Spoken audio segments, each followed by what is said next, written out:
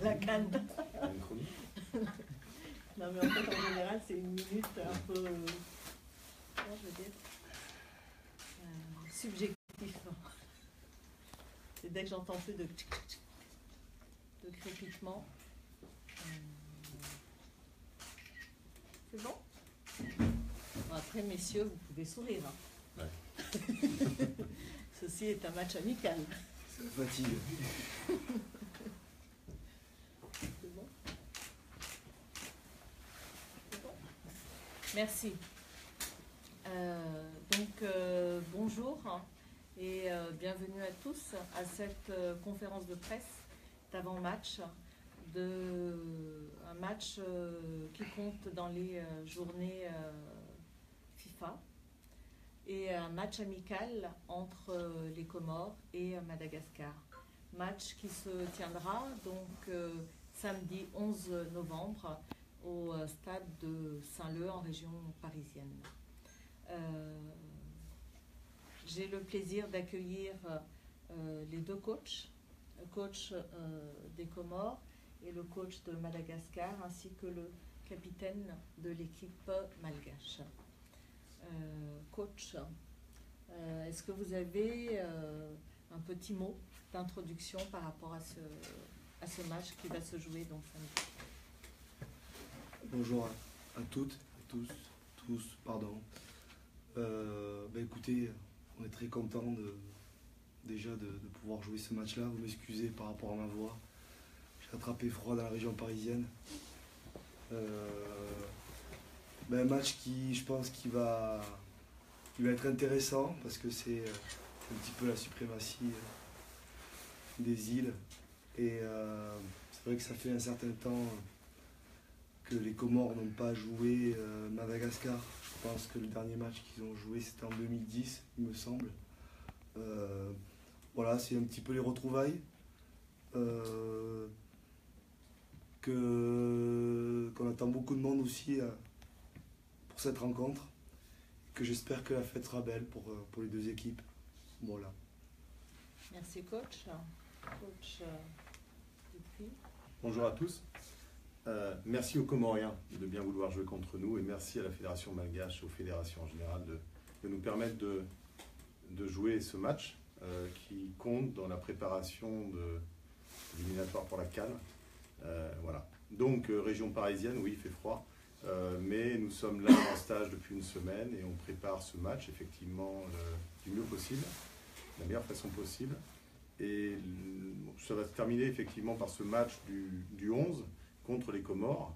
Et c'est qu'un passage, il faut bien le savoir, c'est qu'un passage, mais on en reparlera tout à l'heure je pense, par rapport aux éliminatoires de la CAN et surtout une préparation par rapport au Sénégal. On tenait à jouer contre une bonne équipe et là on est servi et c'est bien. Les questions sont ouvertes. Pour ceux qui veulent poser des questions. Alors pour le coach Nicolas, bonjour. Alors la première question, quels sont les joueurs que vous allez mettre, les 11 majeurs que vous allez préparer? Vous avez déjà l'équipe en tête?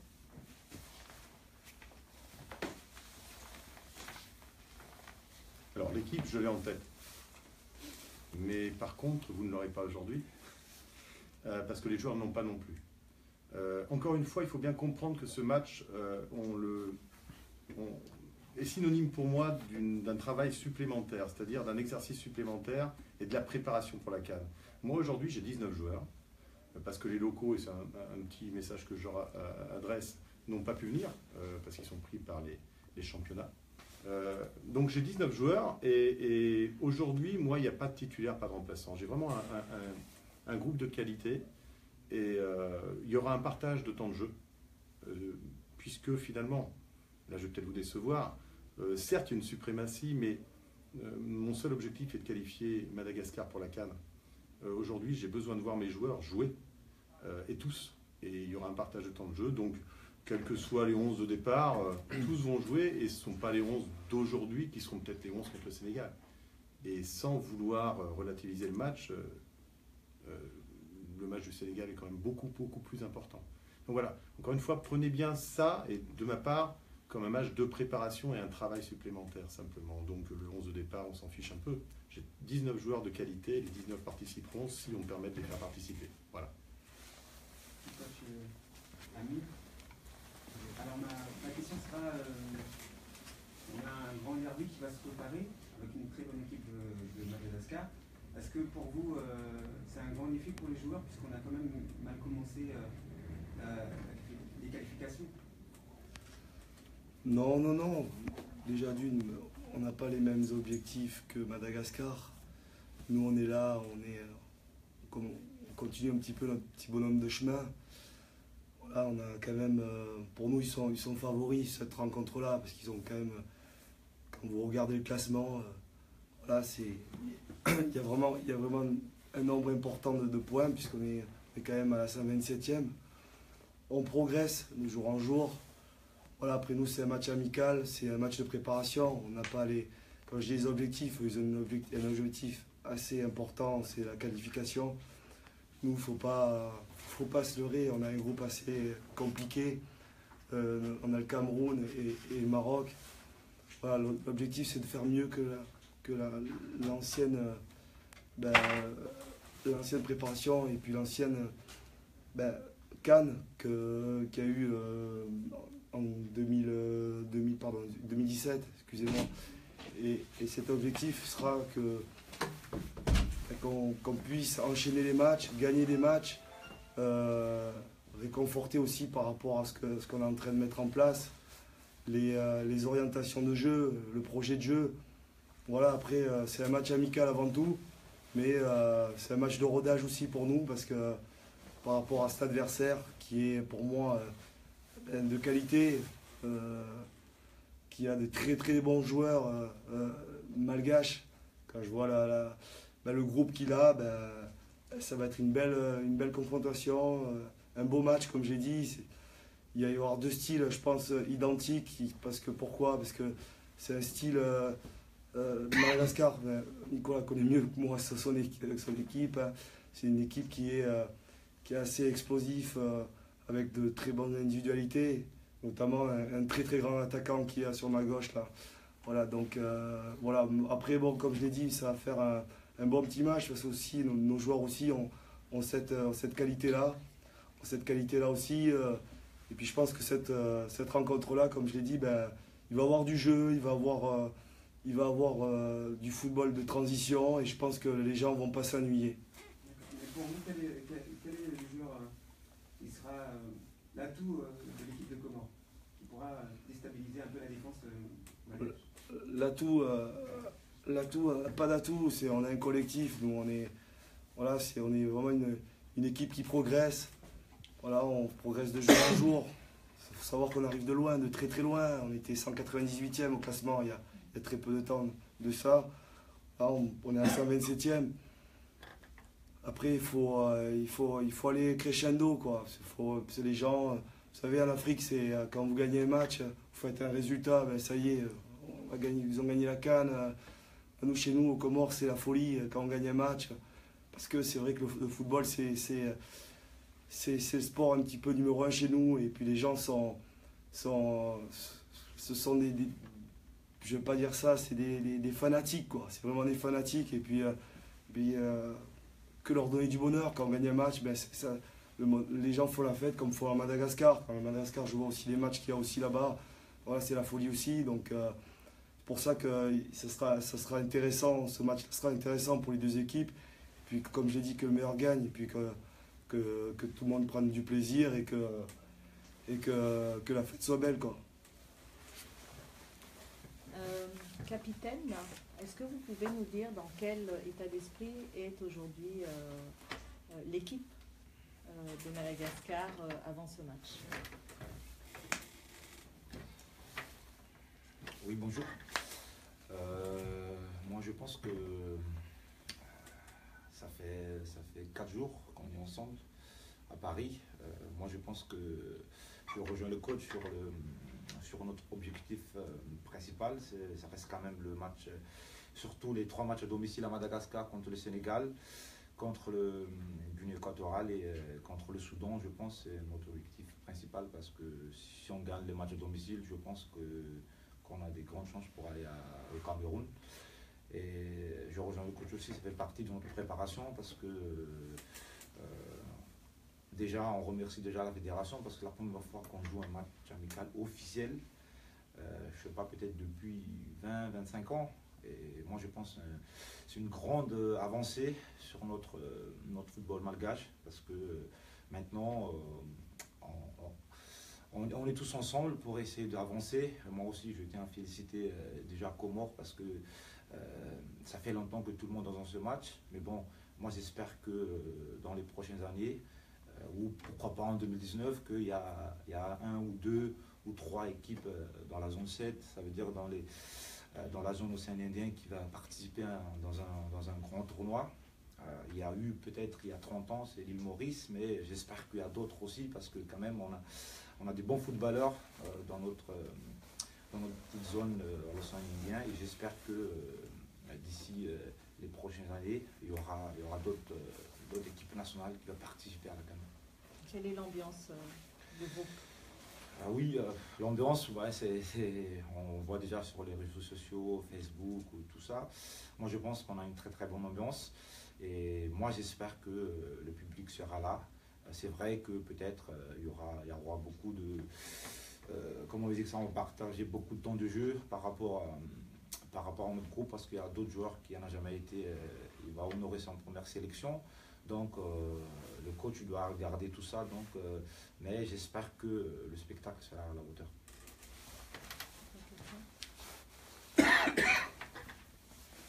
Kassim adversaire 13, moi je voulais savoir comment vous préparez cette derby. Oui, cette derby, c'est, comment on veut dire ça? Moi je pense qu'on prépare comme tous les matchs. La preuve c'est qu'on est ici depuis 4 jours. On prépare comme tous les matchs. On est ici à Rieux. Il y a aussi beaucoup de concurrence au niveau du groupe, donc tout le monde veut se montrer au coach qu'il est capable d'être titulaire contre le Sénégal. Donc moi je pense que tout le joueur est conscient de ça. En plus, il y a vraiment des vraies concurrences parce qu'on a maintenant, quand même, faut pas se cacher, ou aussi on a un très très bon effectif. Coach Malga, je voulais savoir si vraiment vous avez vu des vidéos de l'équipe nationale de Comores. Aucune. Non, je plaisante. Oui, j'ai vu des vidéos de l'équipe des Comores, mais et donc j'ai pu comprendre et je me suis je le savais déjà, mais je me suis rendu compte que les Comoriens étaient vraiment des joueurs de qualité. Voilà. Et Amir a raison de dire que ça ressemble un peu au football malgache aussi. C'est peut-être la zone qui veut ça. Voilà. Mais très sincèrement, je m'applique plus et je me concentre plus aujourd'hui sur le jeu des Malgaches et de mes joueurs. Et Fané avait raison de dire qu'il y a 5 joueurs quand même qui honorent leur première sélection. Je me concentre donc plus sur ce jeu-là avec mon staff, Bertrand qui est là, et moi-même. On se concentre plus sur notre jeu à nous et sur ce qu'on doit faire, encore une fois, parce qu'il s'agit vraiment pour nous d'une séance de travail, d'un stage de travail et de perfectionnement finalement. On apprend à se connaître, on apprend à être meilleur ensemble. Voilà. Et vraiment, on sait que samedi, le match va être très très difficile parce que les Comoriens ont vraiment une très belle équipe. Ça va être très serré, mais je souhaite le meilleur aux deux équipes. Alors oui, j'ai vu les vidéos. Oui, je sais que les Comoriens sont bons, mais les Malgaches aussi sont très bons. Voilà. Justement, je voudrais revenir sur cette dernière. Vous parliez du football de l'océan Indien et de la progression qu'il y a dans l'océan Indien. On a 2 équipes aujourd'hui qui sont proches, on va dire, plus Madagascar que les Comores, mais qui sont proches du top 100 mondial. Qu'est-ce qui manque aujourd'hui à ces 2 équipes pour justement passer une étape? Vous avez parlé de vos 5 nouveaux joueurs qui sont arrivés. Vous parlez bien évidemment, vous projetez en tant que coach de ce qui va se passer après, à savoir à la CAN. Mais pour les spectateurs, c'est un match important, c'est un derby, ça suscite beaucoup d'enthousiasme. Et peut-être aussi pour les joueurs qui sont venus, qui veulent honorer aussi leur première sélection. Quelle est aujourd'hui l'étape à franchir justement pour faire en sorte que l'une des 2 équipes ou les 2 équipes arrivent à cette barrière du top 100 mondial? Oui, je disais à mon staff technique hier, on partageait un petit peu et je disais que à ce niveau-là, les Comoriens avaient un peu d'avance sur nous. Vous avez su, il y a 3-4 ans, construire ce qu'on est en train de faire. Nous, on est en train de construire depuis 6-7 mois. 6-7 mois avec un travail de fond de plein de gens sur les vidéos, sur les joueurs binationaux, sur les expats, sur les meilleurs locaux. On va entamer un travail sur les locaux très prochainement d'ailleurs. En fait, vous avez cette avance et vous avez su faire avant nous les choses. Donc je pense que vous êtes sur la bonne voie. Nous, c'est plus récent, mais on est aussi sur la bonne voie. Vous avez une progression, Amir le disait tout à l'heure, énorme. Nous aussi. On est passé à la 89e en juillet dernier et c'était du jamais vu depuis très longtemps. Je crois que les deux équipes sont sur la bonne voie et je crois simplement, c'est ne pas faire de cadeaux, ne pas faire de sentiments, tout en gardant ce côté-là. Oui, on doit être hyper compétitif, donc on fait jouer les meilleurs. On fait jouer les meilleurs, on appelle les meilleurs, on donne envie aux joueurs qui n'étaient pas encore en sélection d'être avec nous, mais surtout on respecte tout le monde. Le discours qu'on avait tout à l'heure en réunion, c'était de dire oui, on a 19 joueurs de qualité aujourd'hui, il nous en manque plein parce que les locaux ne sont pas là. Et le respect de l'ensemble finalement de la nation et de ce qu'est le football dans le pays. Les locaux, il y en a forcément de qualité, les expats, il y en a de qualité. Et c'est simplement faire jouer les meilleurs à tout moment. Et je crois que si on arrive à faire ça, et vous et nous, et je crois que vous l'avez compris avant nous, on arrivera à être meilleur encore et enfin à se qualifier. Voilà. Il y avait une demande de questions là. Oui.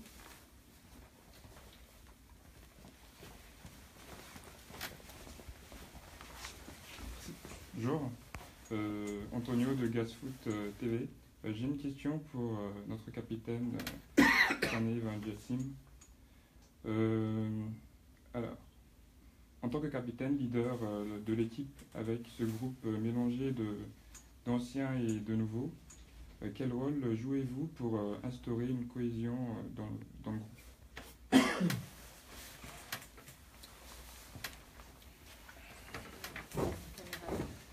Oui, c'est vrai. C'est moi le plus ancien dans le groupe, je pense, avec Paulin. Il y a aussi Mami, il n'a pas pu nous rejoindre parce que son club à La Réunion aussi il est un petit peu en difficulté, donc, mais il va nous rejoindre prochainement dans les prochaines échéances. C'est vrai qu'on est 3-4 les plus anciens.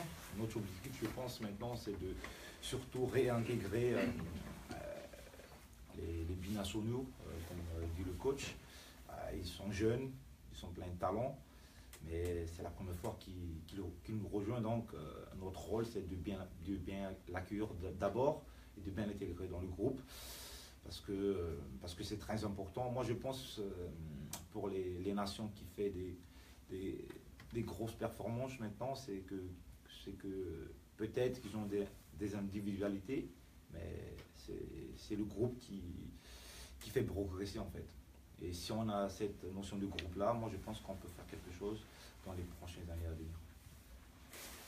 Vous avez une question? Oui. Coach Amir, Coach Amir, est-ce que c'est pas une promotion aussi pour le football de l'océan Indien d'une part, mais aussi est-ce qu'il y aura aussi d'autres rencontres avec d'autres équipes de l'océan Indien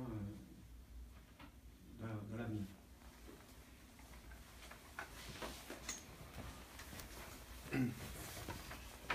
Déjà, on ne peut pas se permettre de jouer en dehors des dates FIFA. Le calendrier sera chargé à partir du mois de mars. Puis après, bien entendu, il y a la Coupe du Monde qui arrive. Que septembre et jusqu'à novembre, il y aura des matchs éliminatoires.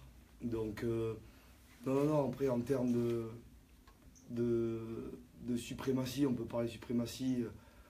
Moi, je dis que déjà, on a déjà joué l'île Maurice. Ça a été difficile. On a vu ce que c'était un derby. Voilà, là, c'est le deuxième derby qui va se jouer. Comme je l'ai dit, pour moi, ça va être un match intéressant à jouer ici à Saint-Leu, même sur un terrain neutre qui va se jouer samedi. Forcément, ça suscite beaucoup d'attentes pour les uns et des autres. Et bon, après, comme je l'ai dit, pour nous, ça va être très difficile. cette rencontre-là parce que, comme Nicolas a dit, là, il a su récupérer pas mal de joueurs, on les a vus, hein, et que le travail qu'il est en train de mettre en place, c'est l'objectif, comme ils l'ont dit. Ils ont dit, la fédération de Madagascar qui souhaiterait jouer cette qualification pour la CAN. Nous, on n'en est pas là. Déjà d'une par rapport au groupe, qui va être difficile pour nous. Comme je l'ai dit, il va falloir qu'on soit encore meilleur, qu'on aille se surpasser aussi pour accrocher peut-être cette 3e place. Voilà, après au football, ça va tellement vite, mais chez nous, on peut faire des surprises, mais après à l'extérieur, c'est un peu compliqué pour jouer comme des nations comme ça. Mais moi, je leur souhaite le meilleur pour leur objectif, et que forcément, la qualité de leur groupe, elle est plus qu'honorable. Et puis, je pense qu'ils pourront rivaliser, dans l'avenir avec certaines nations, parce que je pense que Madagascar sont en train de construire une très très belle équipe.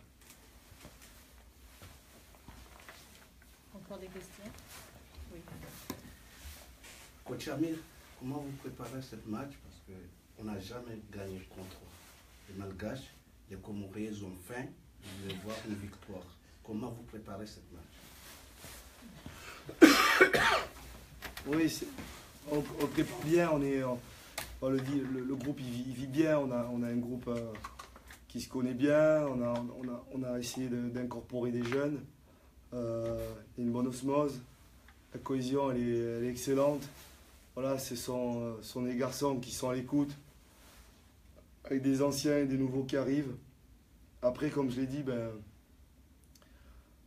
je pense qu'il ne faut pas se focaliser sur cette notion-là de derby et pourquoi il ne faut pas jouer le match avant.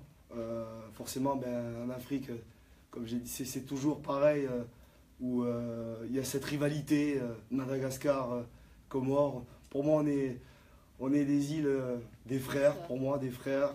Donc je pense aussi qu'il y a un respect qui se fait. Mais bien entendu, dans le football, c'est dans n'importe quel sport, on a envie de gagner. Nous, on sera là, on aura envie de gagner contre Madagascar. Forcément, il va falloir peut-être arrêter l'hémorragie, comme je le dis. Hein, parce que je sais qu'il y a eu pas mal de défaites aussi sur les